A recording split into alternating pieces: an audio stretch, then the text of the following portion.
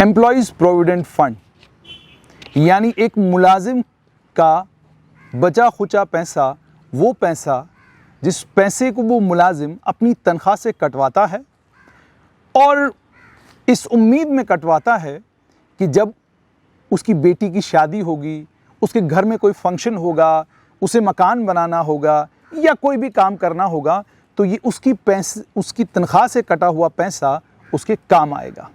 मगर जम्मू कश्मीर में एम्प्लॉय एक मुलाजिम के लिए प्रोविडेंट फंड जमा करना बहुत आसान, कटवाना बहुत आसान, लेकिन उसी प्रोविडेंट फंड को जब वो क्लेम करने जाता है तो जो मुसीबतें उसे आती हैं, जिन परेशानियों को वो झेलता है, वो एक अलग कहानी है अपने आप में। और अगर मुलाजिम प्राइवेट कंपनी का हो, किसी दुकान पे काम करने वाला हो, किसी बड़ी फैक्ट्री में काम करने वाला हो, तो उसकी दो परेशानियां होती हैं। एक, वो लोग जो प्रोविडेंट फंड दफ्तर से रिटायर हो चुके हैं, जिनका उस दफ्तर से कोई लेना देना नहीं, वही लोग उसका केस बनाते हैं, वही लोग ये तय करते हैं इसे कितना पैसा मिलेगा। और उसके बाद चूंकि एक निज़ाम बन गया है कि मुलाजिम का जो प्रोविडेंट फंड, खासकर जो दुकानों के ऊपर, मॉल्स में और बाकी जगह पर काम करते हैं, उसका पैसा जो है उसके मालिक के अकाउंट में आता है और उसके बाद चेक के ज़रिए उसको वो पैसा मिलता है। उम्मीद है सरकार इसमें कोई बदलाव लाएगी और ये उसके खून पसीने का पैसा सीधा उसके अकाउंट में जाएगा, उसके मालिक के अकाउंट में नहीं जाएगा, क्योंकि एक्सपीरियंस ये बताता है, और मुझे ज़ाती तौर पर इसका एक्सपीरियंस है, एक्सपीरियंस ये बताता है कि उस मुलाजिम को ब्लैकमेल किया जाता है, उस मुलाजिम को परेशान किया जाता है। पूरा मत क्लेम कर, इतना मत क्लेम कर, ये मत कर, वो मत कर, अगर तू ये करेगा हम निकाल देंगे, अगर तू वो करेगा हम निकाल देंगे। और जिस आदमी को हमने ये जिम्मेदारी दी है, तुझे उसी के थ्रू अपना केस प्रोसेस करवाना है, तू खुद नहीं जाएगा, तेरा बच्चा नहीं करेगा।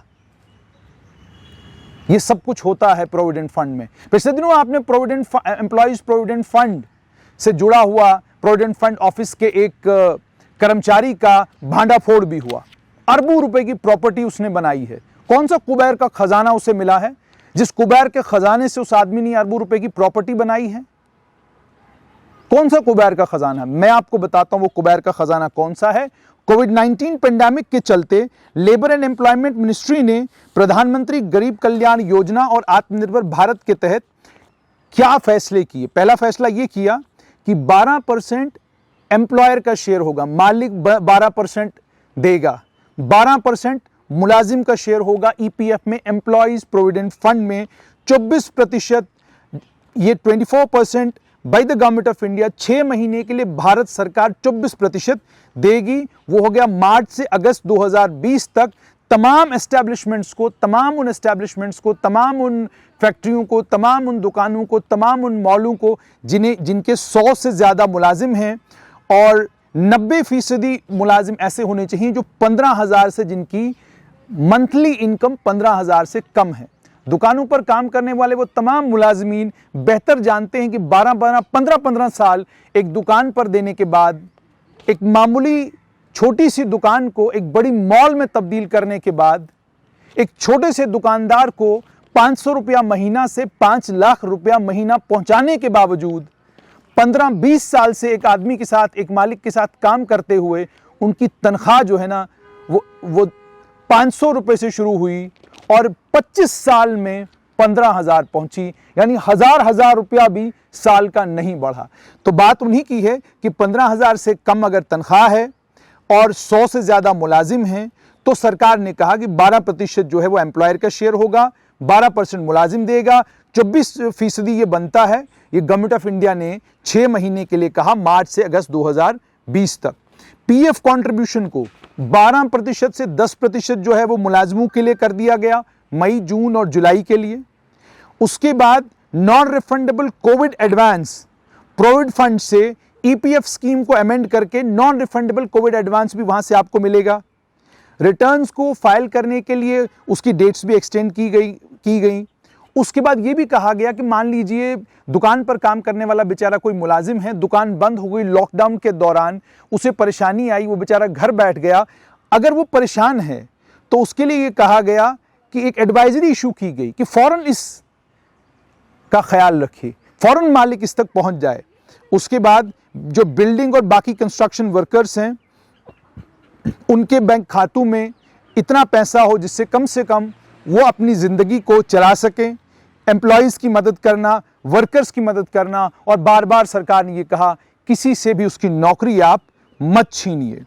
अब ये तमाम चीज़ें सरकार की कहने के बावजूद आप ध्यान से सुनिएगा, 25 मार्च 2020 से लेकर 31 अगस्त 2020 तक जम्मू कश्मीर पूरे भारत भर में एकमात्र ऐसी यूनियन टेरिटरी है जिस यूनियन टेरिटरी में सिर्फ 44 लाख रुपया, सिर्फ 44 लाख रुपया ईपीएफ यानी एम्प्लॉयज प्रोविडेंट फंड से मुलाजिमों को दिया गया, सिर्फ 44 लाख रुपया।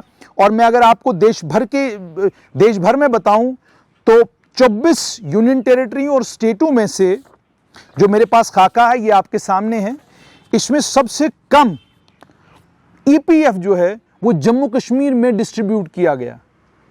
44 लाख रुपया, कुल 44 लाख प्रोविडेंट फंड जो है लोग अपना क्लेम कर सके जम्मू कश्मीर में। और ध्यान से सुनिएगा, आंध्र प्रदेश में 1232 करोड़ रुपया जो है वो क्लेम किया गया, बिहार में 309 करोड़, हरियाणा में 2220 करोड़, हमारे बगल में हिमाचल प्रदेश है 267 करोड़ रुपया लोगों को प्रोविडेंट फंड मिला, उड़ीसा में 512 करोड़, पंजाब में 642 करोड़, राजस्थान में 808 करोड़ और हमारे जम्मू कश्मीर में 44 करोड़। ये फिगर्स आपके सामने हैं और ये आज लोकसभा में एक सवाल के जवाब में मंत्री जी ने कहा। यानी साफ तौर पर यह सामने आपको नजर आ रहा होगा कि provident fund department Jammu Kashmir में किस तरीके से काम कर रहा है। प्रोविडेंट फंड ऑर्गेनाइजेशन मुलाजिमों के साथ क्या कर रही है। अब सवाल यहां पर यह खड़ा होता है कि क्या नए lieutenant governor employees provident fund organisation से हिसाब किताब मांगेंगे? क्या वो उनसे पूछेंगे कि आपके पास टोटल खाते कितने हैं?